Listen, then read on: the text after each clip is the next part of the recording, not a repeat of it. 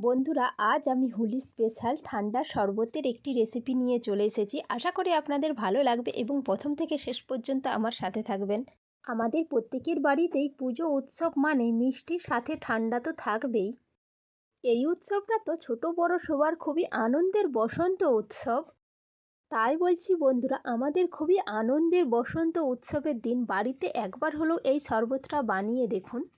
আর এই শরবতটি বন্ধুরা আমাদের প্রত্যেকেরই স্বাস্থ্যের পক্ষে খুবই হেলদি, বাচ্চা বড় সবার খুবই পছন্দ হবে, আমি গ্যারান্টি দিয়ে বলছি বন্ধুরা। আসুন বন্ধুরা, এই হেলদি শরবতটি তাহলে বানানো যাক।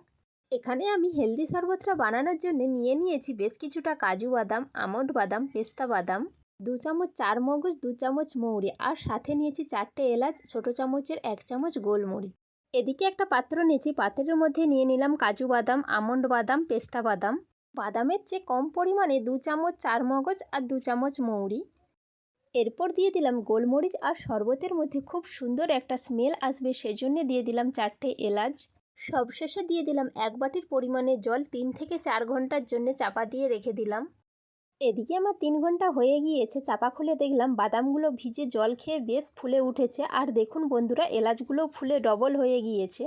এদিকে আমি একটা মিক্সিং জার নিয়েছি, মিক্সিং জারের মধ্যে ভেজানো বাদামগুলো নিয়ে নিলাম।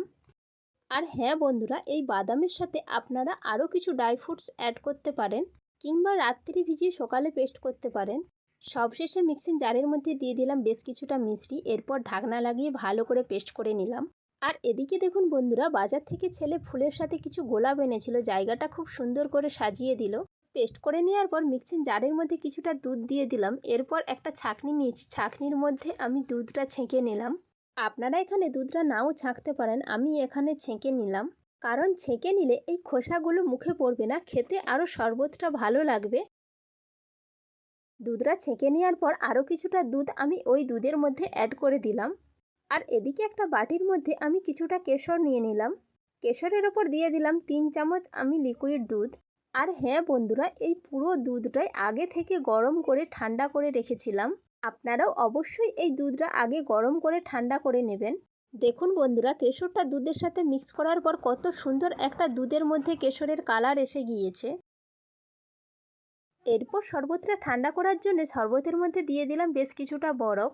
শরবতের মধ্যে বরফটা দিয়ে দেওয়ার পর আমি চামচ দিয়ে মিক্স করে নিলাম। আপনারা যদি সঙ্গে সঙ্গে শরবতটা খেতে চান বরফ দেবেন, আর না হলে বাদামের পেস্টটা আগে থেকে বানিয়ে ফ্রিজে রেখে দেবেন, দুধের সাথে মিক্স করে পরিবেশন করতে পারবেন, আর তাহলে বরফ দিতে লাগবে না। হেলদি এবং ঠান্ডা হোলির স্পেশাল শরবত বানিয়েছি, একটু হোলির কালার না হলে চলে। তাই আমি একটা প্লেটের মধ্যে 3টে কালার নিয়ে সাজিয়ে দিলাম, আর উপর দিয়ে কিছু গোলাপের পাপড়ি ছড়িয়ে সুন্দর করে সাজিয়ে দিলাম। এরপর বীজখানে 2টো গ্লাস বসিয়ে দিলাম। এরপর গ্লাসের ওপর সুন্দর করে শরবতটা আমি ঢেলে নিলাম। সত্যি বলছি বন্ধুরা, এই হালকা ঠান্ডা বসন্তের উৎসবের দিনে এই শরবতটা খেতে খুবই ভালো লাগে। আর আপনারা তো দেখতেই পেলেন এই শরবতটা স্বাস্থ্যের পক্ষে কতটা উপকারী। এরপর শরবতের ওপর 2 চামচ করে কেশর দুধ দিয়ে দিলাম, আর চামচ দিয়ে একটু মিক্স করে দিলাম।